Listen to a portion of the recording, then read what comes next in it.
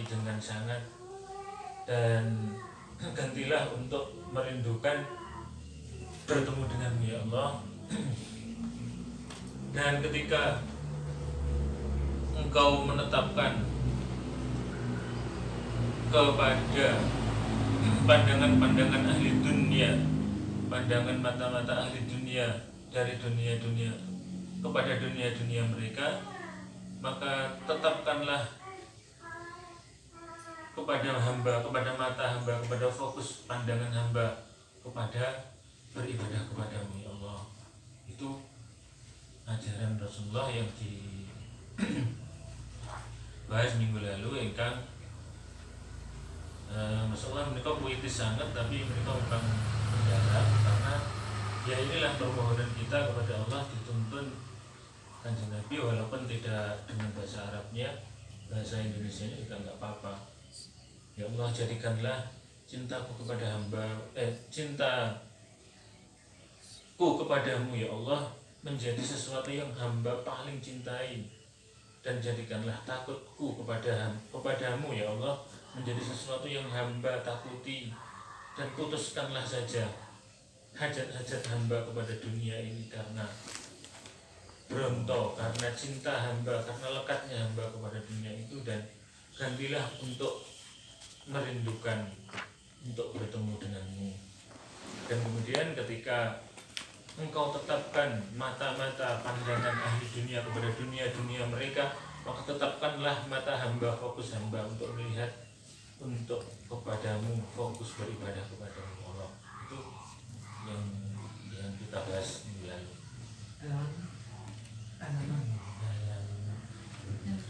Halaman 30. Halaman 30.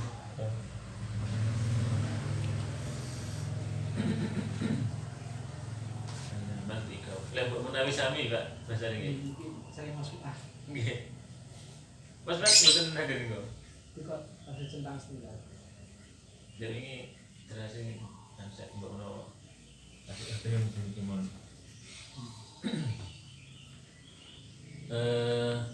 Menikah halaman 30 sami. Allahumma ja'al hubbaka ahabbal asya'i ilaiya. Yang kedua dari atas.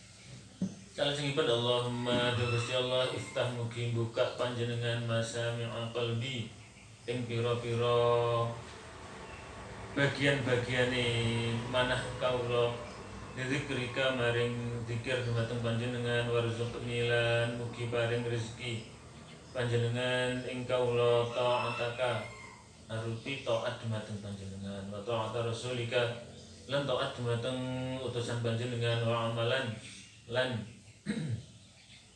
amal lan nglakoni bi kita bika kelawan kitab panjenengan wa tabarani amali. Menika doa yang kesekian kalinya dituntun oleh Kanjeng Nabi. Ya Allah, mohon bukakanlah bagian-bagian di dalam hati hamba ini untuk zikir, untuk zikir kepadamu ya Allah. Dan kemudian rezekikanlah kepada hamba berupa ketaatan kepadamu dan taat kepada utusanmu, dan kemudian bisa melakukan kitabmu, ketentuanmu di dalam kitabmu. Ada yang pertama, Allahumma ftah masami'al qalbi. Lihat kemudian datanya apa? Ya Allah, bukakanlah pendengaran. Terus masami'an itu pendengaran hati.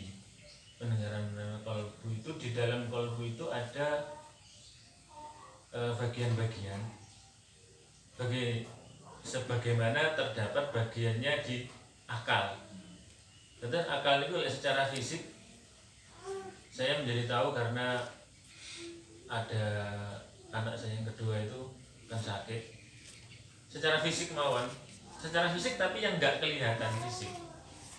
Jadi di dalam otak kita itu ada beberapa ventrikel itu bagian-bagian otak yang seingat saya dikasih tahu dokter itu ada 4. Sebelum membahas ke kalbu, di otak kita ada 4 bagian yang gandeng itu, Dan masing-masing ventrikel itu dialiri oleh cairan. Kalau kita normal sehatnya teniki, cairan itu diproduksi oleh satu kelenjar yang terus berproduksi, dan kemudian ketika proporsinya cairan yang dibutuhkan untuk mengembangkan otak kita itu pas, maka cairan itu karena terus terproduksi itu mengalir lewat leher ini, lewat tulang belakang. Nah, jadi yang memperkuat tulang belakang kita itu rupanya cairan yang diproduksi oleh satu kelenjar di dalam otak yang itu mengalir.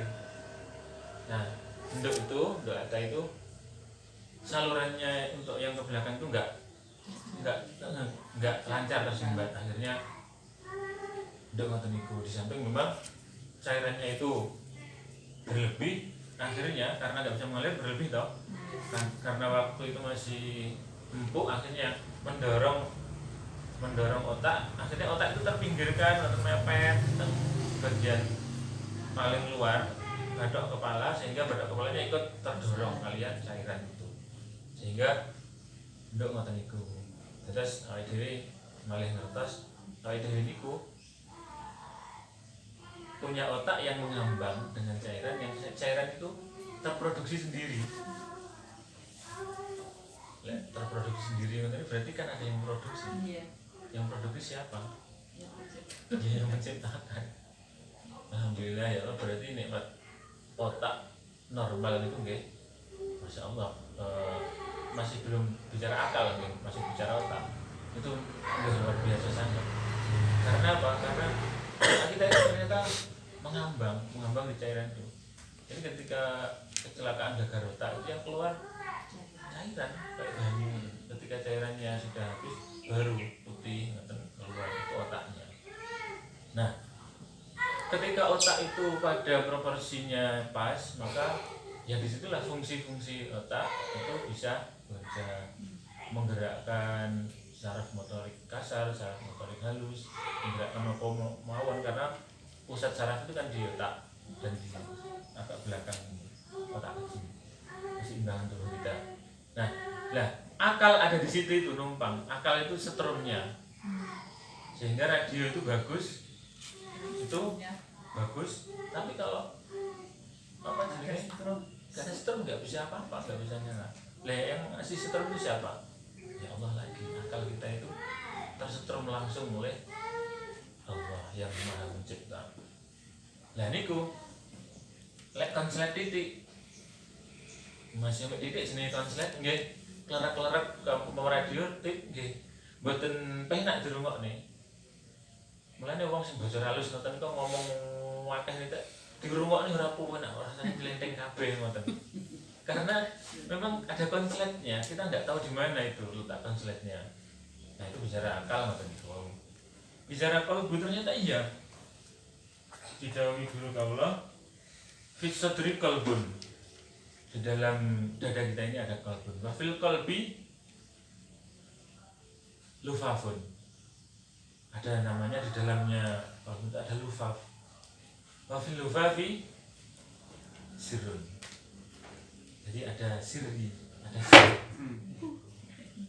Ada apa itu ya rahasia, sir itu rahasia tapi yang lembut itu. Wa fi sirri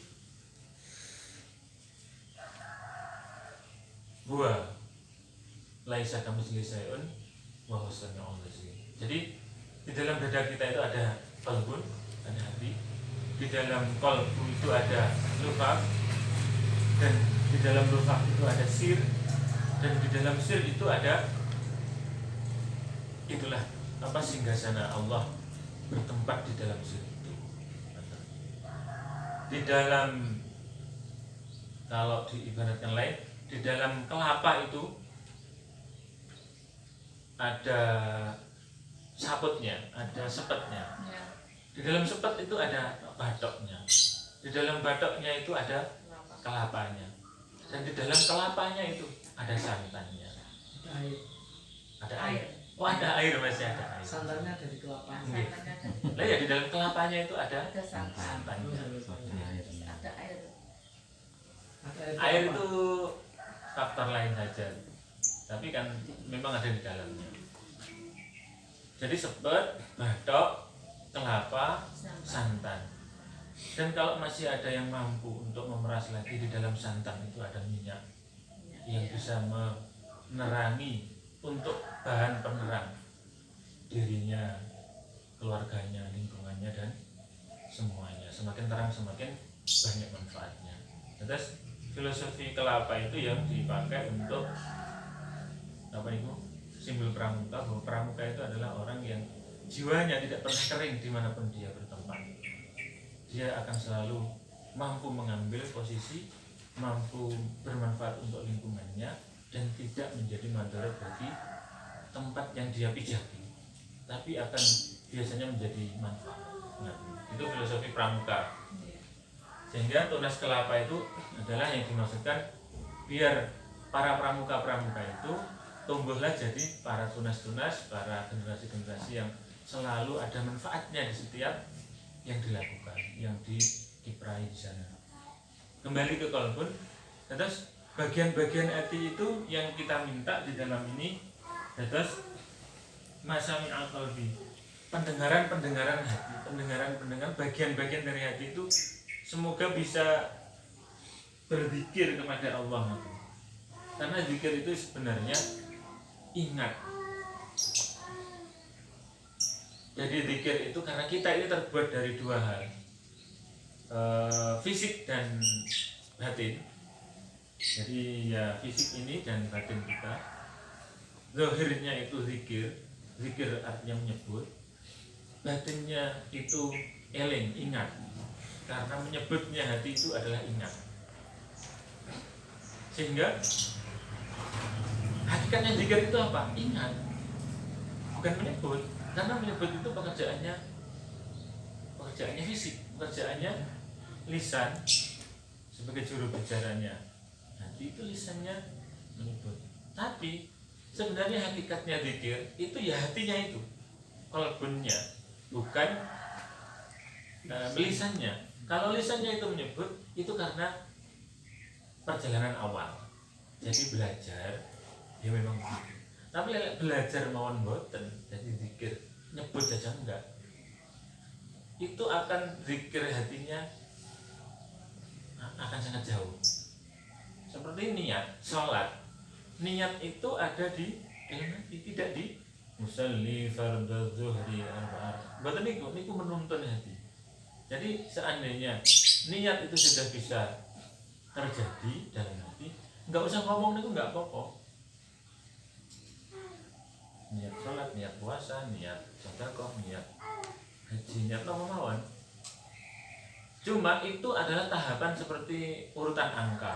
Jadi oleh enek loro kuwi kok siji, oleh enek telu kuwi kok loro, enek sampai papat kuwi enek telu, arepe sampai ning papat kok ora lewat siji, koyok-koyok enggak mungkin. Koyok-koyok loh nggih. Tapi sebenarnya ya bisa saja terjadi atas kehendak Allah. Karena likulli syai'in mustasnayat, segala sesuatu itu ada pengecualiannya. Nah, al-murajin pinter, bekerja keras sugih. Alah orang mesti koncoku kerja keras ora sugih. Loh, itu bukan untuk membatalkan hukum pertama, bukan, karena ada pengecualian.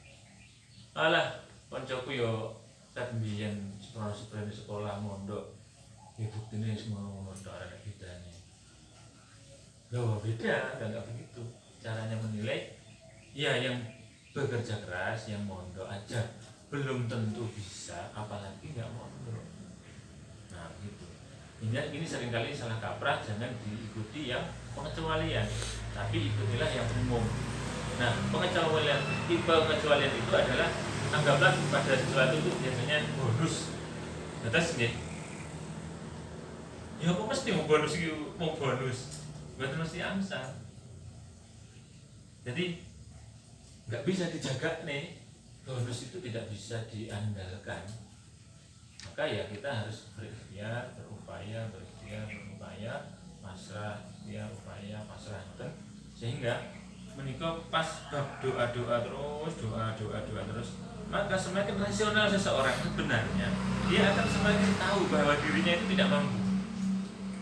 Walaupun misalnya ahli nukang misalnya, aku wis suwi nukang boto ngeramu ngodeg lulus apik wis hafal jalan kudu. Tapi ketika dia semakin sadar, semakin rasional, dia akan semakin tahu bahwa iya aku bisa ngodeg, aku bisa nyambut iki. Aku diarani ahli. Ahli iki aku pengalaman suwi. Nah, pengalaman suwi, aku ahli, aku iso sampai itu berarti kan aku dilakoni. Berarti sing iso itu aku. Berarti sing iso asli Gusti. Jadi aku gak iso. Nah, betul. Jadi semakin dia ahli, semakin dia menguasai, maka semakin bismillahirrahmanirrahim ngawali itu semakin. Itu kalau semakin rasional. Nah, sayangnya banyak orang itu gak rasional. Semakin ahli, semakin sombong. Merasa bisa. Lupa bahwasanya yang membisakan itu ada. Maka inilah yang mungkin penting perlu kita jadikan pijakan bahwasanya kita melatih diri kita itu mengonokkan itu wow, menggitukan itu, melihat diri kita itu tidak mampu. Nah ini permasalahannya karena banyak di antara kita sendiri dan mungkin orang-orang di luar sana itu yang bisanya itu setengah bisa. Jadi ketika setengah bisa rumongso mahiso, rumongso isiso. Ketika semakin iso, semakin rumongso insana.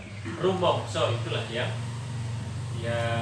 nggak bareng di dalam agama, dalam akidah kita. Nggak apa ya istilahnya, nggak diizinkan oleh syariat, nggak diizinkan oleh tatanan syariat. Secara jujur warzuqni ta'ataka wa ta'ata rasulika, dan rezekikanlah kepada hamba taat kepada-Mu ya Allah. Rupanya secara tidak langsung Kanjeng Nabi mengajari memberitahu kita bahwasanya taat itu adalah rizki ternyata. Jadi kita bisa taat itu rizki, itu peparing ke Gusti Allah, pomo genawa ngono nyo tak paring taat. Maka ada yang kalau Gusti Allah di nyo tak paringi maksiat, nyo tak paringi gagal, nyo tak paringi berhasil. Maka sebenarnya keadaan kita di dalam beragama ini, hidup itu terisi 4 perkara dan belum ada yang kelima, belum kelihatan. 4 itu pertama adalah kita itu sedang taat, kedua kita sedang maksiat, ketiga kita sedang berhasil, dan keempat kita sedang gagal. Ya wis, yang kelima apa lagi? Gak ada. Nah, 4-4-nya ini kiriman saking Gusti Allah. Jadi ibaratnya nyo nih kau, nyo taat, nyo tak paringi maksiat, nyo tak paringi gagal, nyo tak paringi berhasil. Nah, 4-4-nya itu ada kewajiban syariat bagi kita ketika berada di salah satu 4 itu. Ketika kita taat, maka karena kita semakin tahu bahwasanya itu adalah rezeki Allah, taat, maka kita harus apa? Syukur. Jadi nggak boleh wis iso dia mulai kemudian melihat temannya yang belum bisa dia mulai sebagai lebih rendah darinya, seperti kalimatnya Gus Dur itu. Kalau engkau bisa bangun malam tapi hatimu terisi dengan perasaan lebih tinggi dari temanmu yang nggak bisa bangun malam, maka bangun malammu itu tidak membawa manfaat apa-apa. Kalau engkau bisa membaca Al-Quran, kemudian membaca teman-teman yang nggak bisa baca Al-Quran sebagai yang lebih rendah dari itu, maka bacaan Quran itu tidak ada manfaat apa-apa. Kalau engkau bisa sholat khusyuk, kemudian engkau merasa temanmu yang belum bisa sholat khusyuk sebagai yang lebih rendah, maka sholat khusyuk itu tidak ada. Nah itu taat. Maka taat itu adalah kiriman Allah, maka harus kita sikapi dengan syukur. Nah ini sifat yang hukumnya wajib, bukan sunat. Apalagi mubah bukan, wajib. Berarti kalau wajib itu pengertiannya apa? Kalau dilakukan dapat pahala, kalau nggak dilakukan dosa. Jadi kita taat, pada posisi taat kita nggak bersyukur, malah sing ngono-ngono kayak mau, nah itu dosa.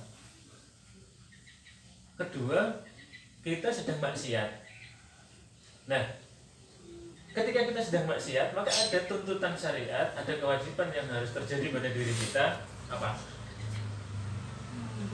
Tobat. Apa? Tobat. Taubat. Kewajiban kita taubat. Ketika ada kita pada posisi maksiat, maka tuntutan syariat kepada kita ketika kita ada di posisi maksiat, kita taubat. Nah, taubat itu dalam bentuk apa? Istighfar, mulutnya, hatinya. Kemudian dilanjutkan dengan perbaikan pada hal yang sudah salah. Dalam bentuk apa?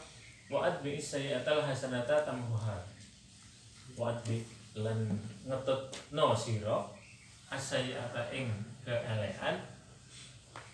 Wa'ad bi'is sayyi'atal hasanata kanthi nglakoni ke hasanatan, kebaikan, tamhuha untuk kepentingan menghapus. Nanti lek bermaksiat ndang dieling-eling, dosa iki ya Allah, astagfirullahaladzim. Merasa bersalah nyuwun ngapura, ndang nglakoni apa ngoten, ndang sedekah utawa ndang maca Quran sing akeh utawa ndang piye ngoten pokoke sing kira-kira apik-apik ngoten. Itu tamhuha dalam pengertiannya, itu Allah menuntut itu. Dalam Al-Qur'an disebutkan itu.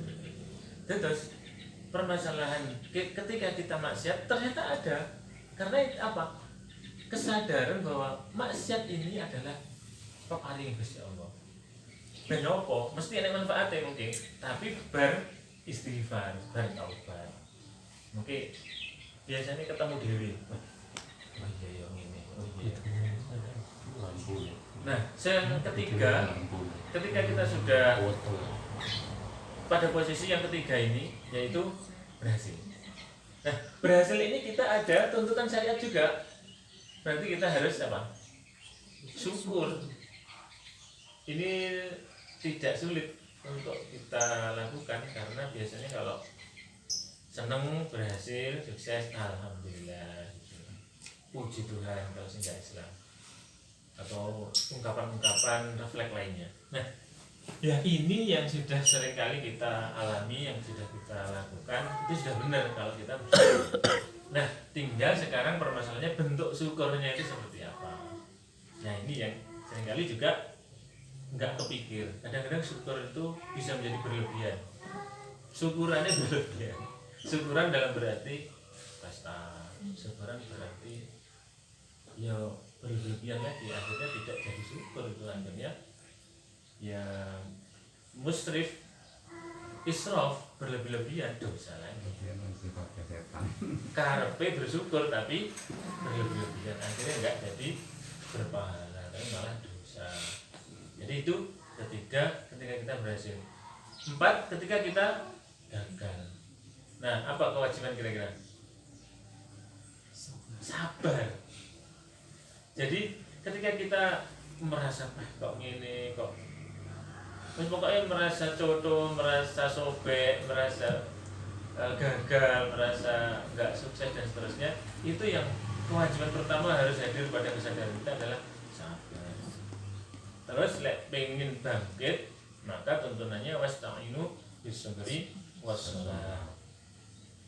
Nyuwun tulung sira kabeh bis-sabri kelawan sabar was-shalah dan sholat. Maka ketika kita merasa gagal dalam urusan apapun, maka ya kita mari bersabar dan sholat. Dan ini kilo semua buat sabar itu kalau lakoni dhewe untuk sabar itu wangel abad. Terus monggo belajar bareng-bareng. Wassalah lewis lek wis berusaha sabar nih ora kuat ya sholat utawa masih yo sabar enteng ya panggah sholat. Di dalam sholat itu artinya kita nyuwun berdoa bahwasanya ya kegagalan, ketidakberhasilan, kesobean itu sesuatu yang panjenengan paringi ya Allah. Kalau yakin saestu menawi kegagalan ini sebenarnya hanya keberhasilan yang tertunda. Atas pepatah ketika kaulah percatus ya Allah, karena awalnya ketika bangun sudah 3 itu dilakukan yang kemarin itu. Ketika gagal, astagfirullahaladzim, ya Allah jadikanlah hamba menjadi orang yang sabar. Ada doanya lagi, Allahumma rzuqna sabra waj'alni minas sabirin. Ya Allah rezekikanlah kepada hamba sabar, berikanlah hamba rezeki berupa bisa sabar, dan jadikanlah hamba termasuk golongan orang-orang yang bersabar. Ternyata sabar itu kan ya pemberian Gusti Allah. Jadi napa-napa Gusti Allah, apa-apa kita nggak bisa Allah. Jadi semakin kita tahu, akal kita membuktikan bahwa kita ini nggak bisa ini, nggak bisa ini, nggak bisa itu. Ya terus kalau nggak bisa, apalagi yang dilakukan kecuali nyuwun dan berdoa. Nah itulah dasar pikiran untuk menjelaskan bahwasannya kekasih Allah, orang-orang yang semakin dekat dengan Allah itu tidak semakin sembrono dia semakin dekat dengan Allah itu dalam arti titik-titik Allah, titik-titik Allah, titik-titik nyuwun, titik-titik donga. Makanya doa itu sering kita sebut sebagai itu nafas kehidupan, itu doa itu sebenarnya.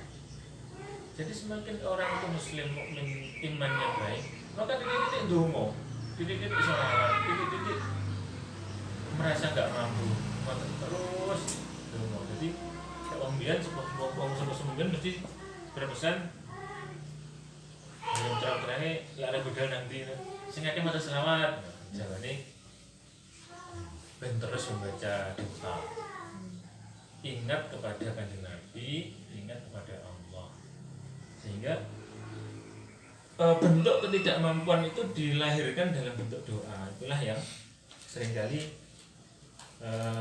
kita istilahnya kelewat berpikir. Kita kadang-kadang nggak berpikir sampai di situ.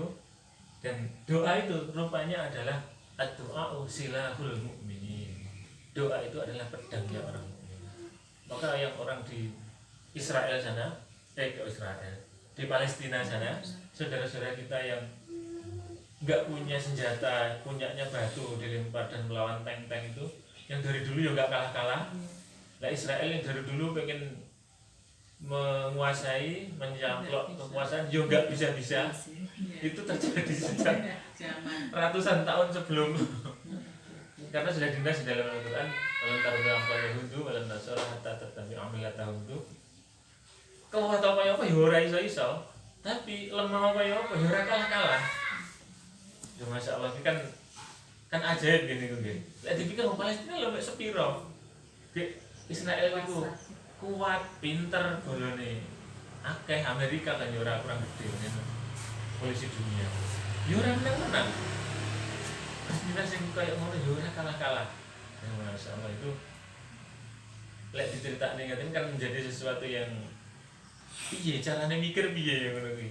Nah, itulah kebesaran Allah memang ya diciptakan seperti itu untuk menjadi bagian cara-cara kita mengambil pelajaran ibrah dalam kehidupan. Warzuqni ta'ataka wa ta'ata rasulika, dan taat kepada utusanmu ya Allah, kepada kanjeng Nabi.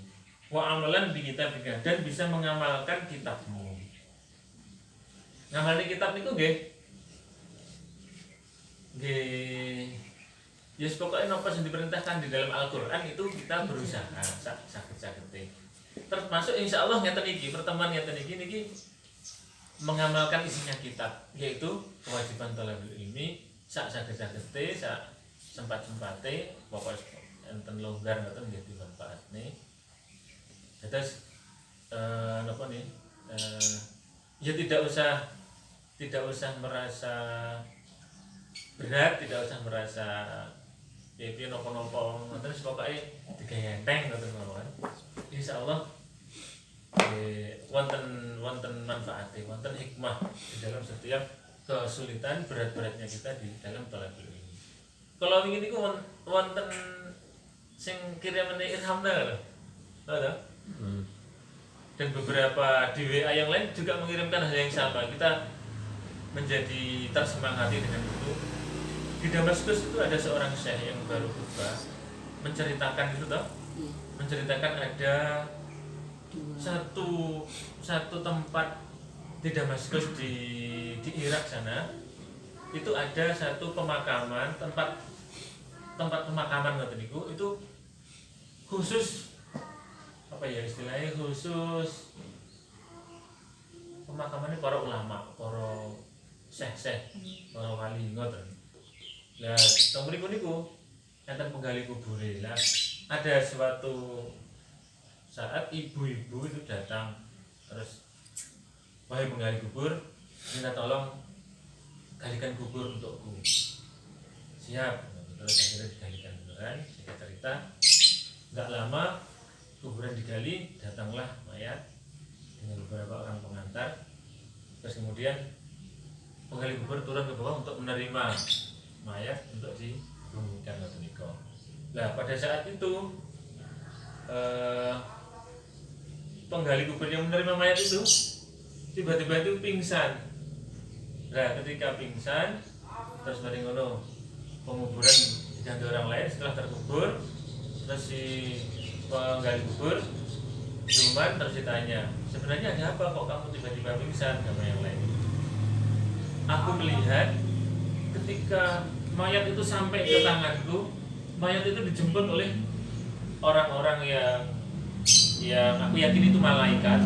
Dan kemudian aku melihat bahwa mayat itu dibawa ke satu taman surga yang begitu indah.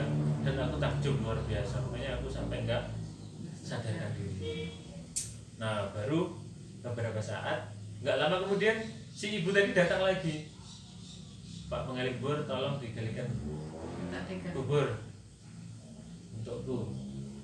Oh iya siap gitu. Terus akhirnya enggak lama menggali kubur selesai, datang lagi mayat.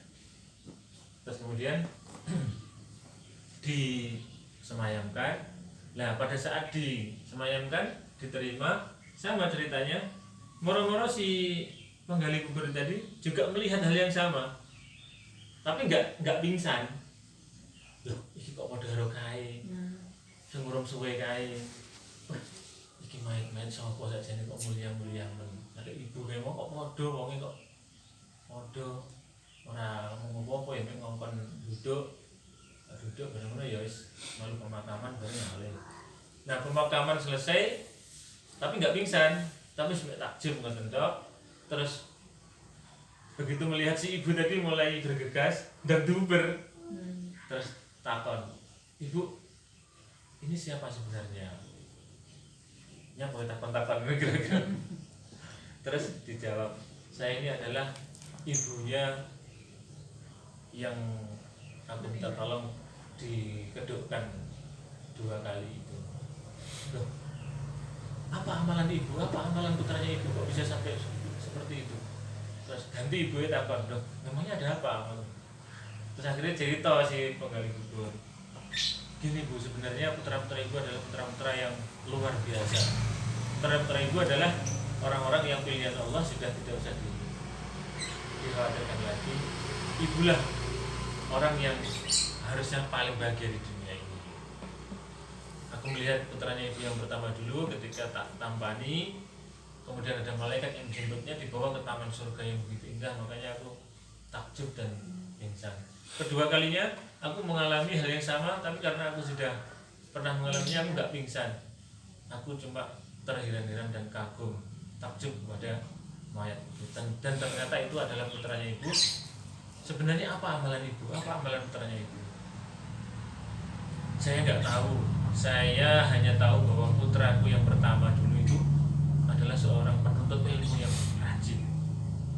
Dan kerajinannya itulah yang saking rajinnya ya memang umurnya habis untuk melakukan itu talabul ilmi sampai dia sakit nggak terasa dan kemudian meninggal dunia itu.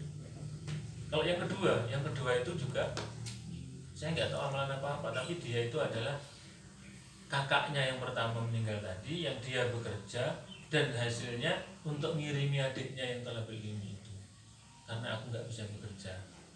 Dan rupanya Allah menghendaki untuk diambil dulu. Maka kalau engkau bercerita begitu, aku bersyukur, terima kasih. Nah itulah fadilahnya penuntut ilmu sampai angkatan itu. Sehingga mari kita sakit-sakit jangan talabul ilmi kalau bisa jangan talabul ilmi hanya kalau pas longgar atau pas sempat.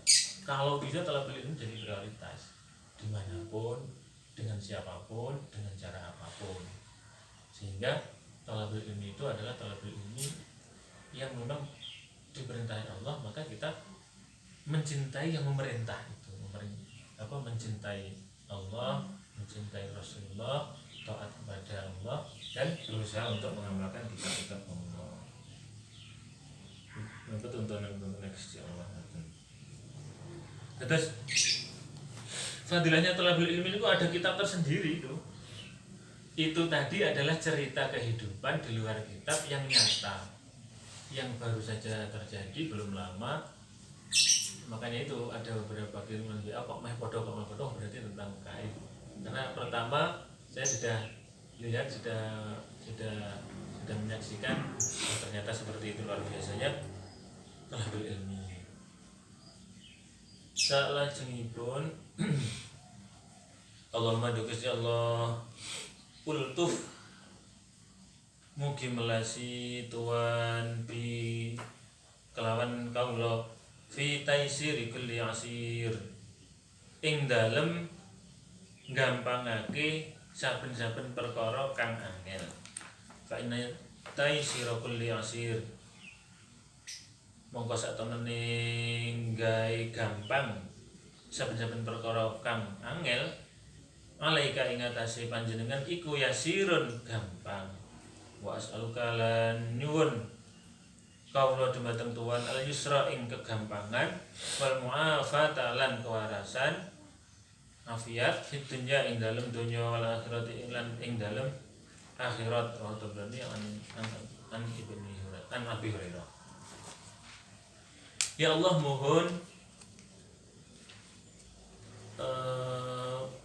belas kasihanilah hamba di dalam kasihanilah hamba, walasilah hamba di dalam memudahkan segala sesuatu yang terlihat sulit. Karena sesungguhnya memudahkan segala sesuatu yang sulit bagimu itu adalah sesuatu yang mudah. Dan hamba bermohon kepadamu ya Allah untuk suatu kegampangan, kemudahan kepada hamba dan kesehatan, kewarasan kepada hamba di dunia ini dan di akhirat kelak.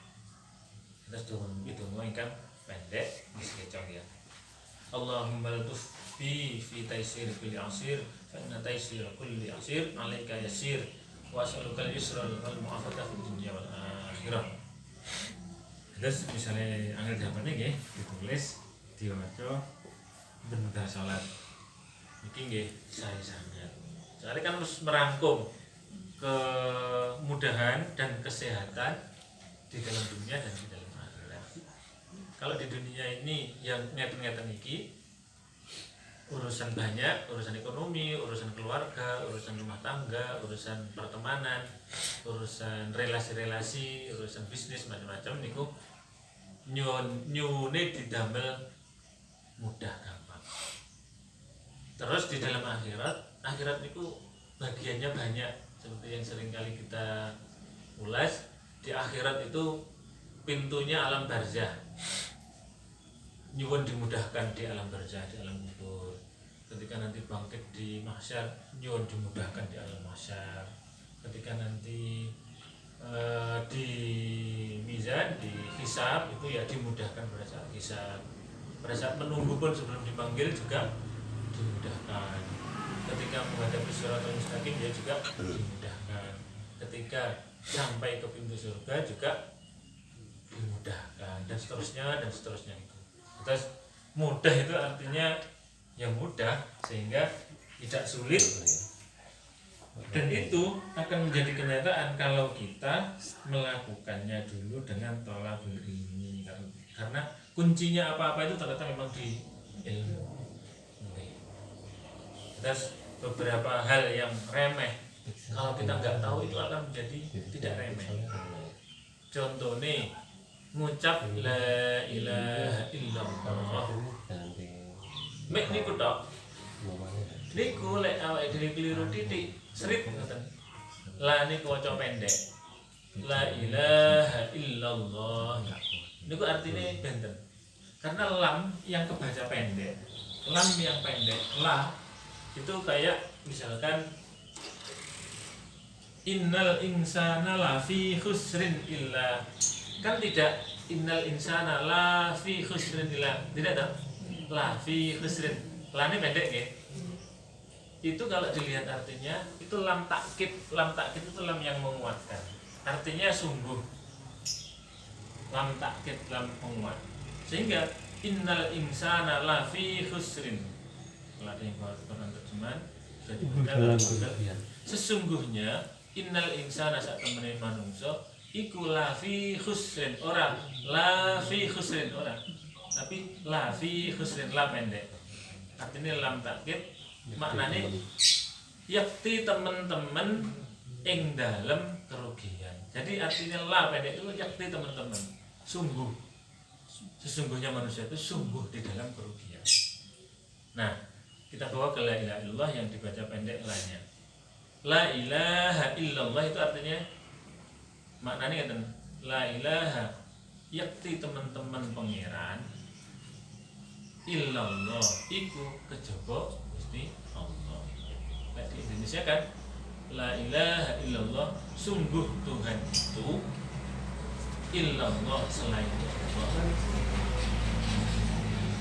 La yang dipandang yang dibaca pendek tadi berarti la ilaha yakti teman-teman pangeran illallah iku kejaba Allah. Nah, di Indonesia kan la ilaha sungguh Tuhan itu illallah selain Allah. Betul betul. Mek bacaan pendek atau panjang? Yang pendek artinya balik sungguh Tuhan itu selain Allah. Berarti Tuhan ya selain Allah. Berarti gampangnya ngomong Allah itu Tuhan kan ngono dibalik. Paham nggih? Paham nggih? Mek masalah panjang karo pendek. Lah niku lek mboten ngerti, lek ora berilmu, lek ora paham, ya salah. Jadi masih yo akeh amalane lek kudu ya salah ora diterima terus mundi ora.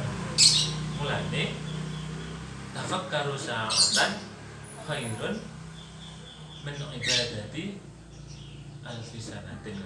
Ana hadis wonten setunggal riwayat, berpikir sesaat, merenung sesaat itu lebih baik daripada ibadah 1000 tahun. Ada yang versi lain ibadah 70 tahun.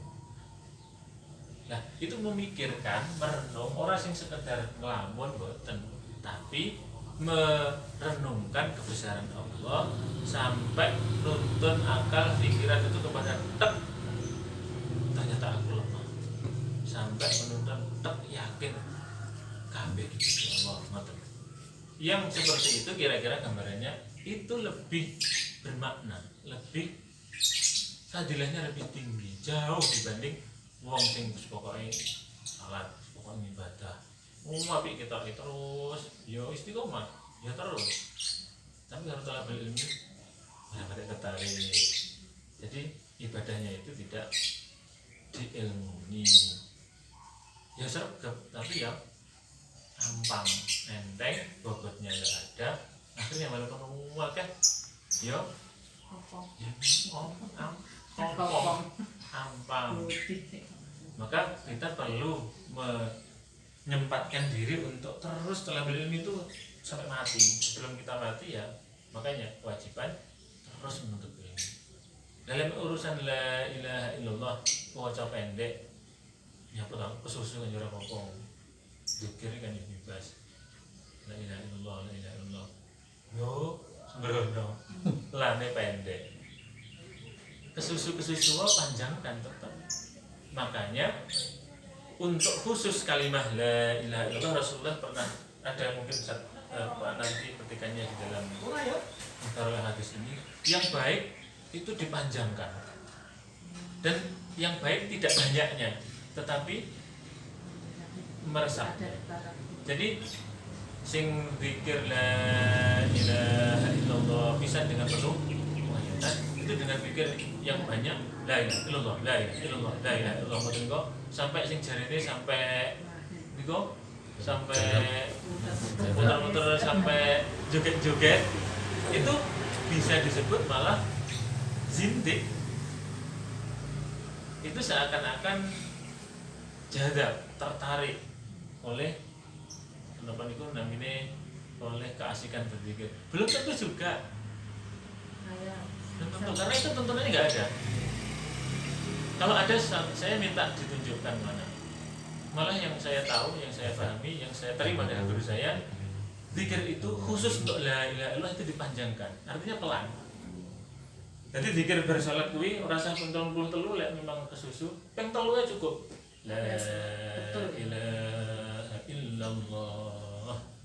La ilaha illallah. Timbangane keliru.